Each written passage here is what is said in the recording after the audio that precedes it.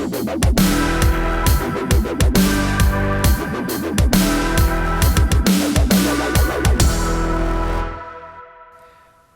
if your Facebook feed's trending news isn't trending at all, but massaged by secret left-wing curators? I'm Scott Ott with Stephen Green and Bill Whittle, and welcome to Right Angle. Well, men, several anonymous former Facebook news curators tell Gizmodo that the little trending box, that little module on Facebook, doesn't necessarily show which stories are popular with the people. In some cases, popular stories from conservative sites or about conservative issues or people get blacklisted from the trending module. In other cases, stories that aren't really getting traction with readers at all get artificially injected into the trending list as if they were popular.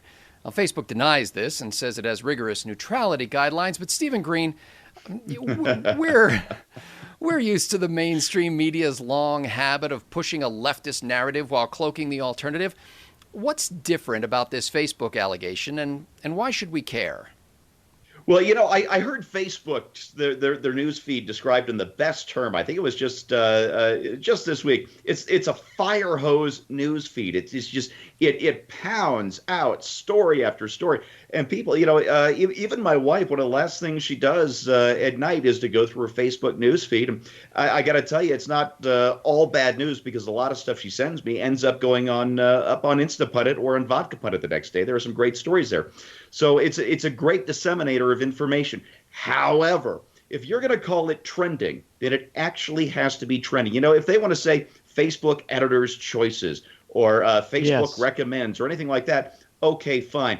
But when you say trending, when you say we're showing you this because it's what people you like think you want to see, we're showing you this because it's what everybody is talking about, what they're doing is they're curating the news to provide a slant. And again, there's nothing wrong with that. They're a private business. They're a private organization. That's their thing to do. But if they expect people like me to continue to rely on them, well, then they've either got to own up and be honest so that I know that when I put something out on Facebook, that people are actually going to see it, or they've got to say, guess what? We're just going to hide all your stuff, and tough luck to be you, buddy. But we know they do this. So they've either got to own up or they got to change their ways. And I'll tell you what, I saw Zuckerberg on one of these face Twitter conferences or whatever it was on the news last night, and he gave his most bad performance ever. Is that a thing? Most bad? He gave his worst performance ever.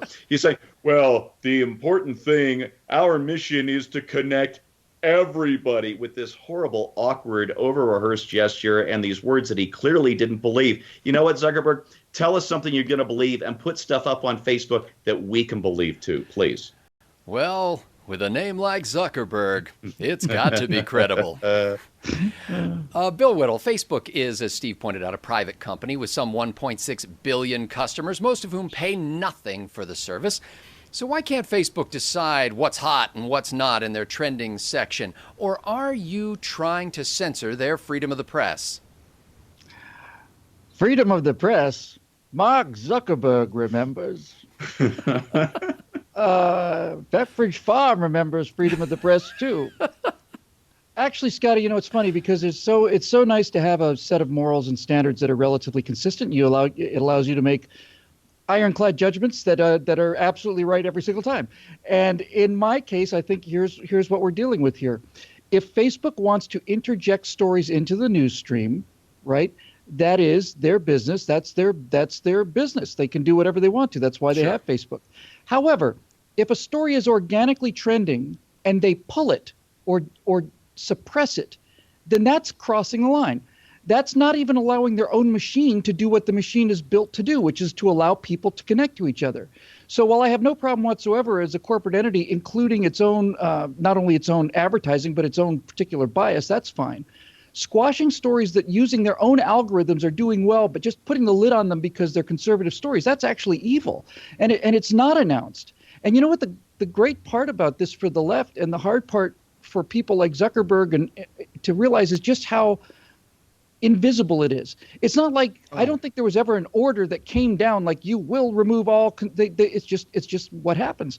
And I got into an argument many years ago with a guy who was a reporter for the New York Times, and I said, "Well, what are you going to?" I'm sorry, for the L.A. Times. This would be 8-9 years ago. I said, "What are you going to do about this press bias?" He says, "Well, the press isn't biased." I said, "Of course it is. You're liberal, and everybody else is liberal." He said, "Yes, but when we become editors, then we're committed to being fair." And here's the point that I wanted to make. I said, let's just assume for a minute that that's the case. If you assume that when you become an editor, you're all of a sudden fair and you're trying to get the reasonable balance, if all of your reporters are liberals, the only stories you ever see are going to be liberal stories. You're not going to be able to make a choice between a conservative story and a liberal story because you're never going to see the conservative stories. It's like I said in Hollywood, out here in Hollywood, you get the entire spectrum of political thought from far left on one side to extreme left on the other. And and that's where the bias is. And it's not okay. It's not okay for them to throw a monkey wrench into the gears of conservative stories that are trending and shut down their own algorithms and manipulate their own machine to get this result. If whatever they want to pump into the system is fine with me. See how easy it is when you have a consistent moral? Hey, Bill, can I give you the good news? That editor is out of a job. There was a story last week before the Gizmodo thing broke about how Facebook started this with these underpaid, overworked reporters straight out of J school who were in charge of putting up all these things for Facebook for selecting the stories. And one of them got out of there and said, we felt like our job was to train the algorithm. So now you don't even have to have people to have bias. Facebook has automated it, and all those liberal editors, they're going to be out of a job. There you go. Good news. One thing I want to say. But at least if they had a job, they'd have minimum wage. I want to say one thing based on that. We talked once. I think we might have done a trifecta show on this. On if there was a robotic news service that actually just reported the news without any bias at all. Yeah. That's what I want. I know I have to keep saying this, but it's such an important concept. I don't want a conservatively biased press. Because if we have a conservatively biased press, then we start doing things like putting emails on unsecure servers, probably insecure servers too. She's insecure, so she puts them on an unsecured server. But seriously, this idea that we can fall into error as easily as the left is what distinguishes us from the left.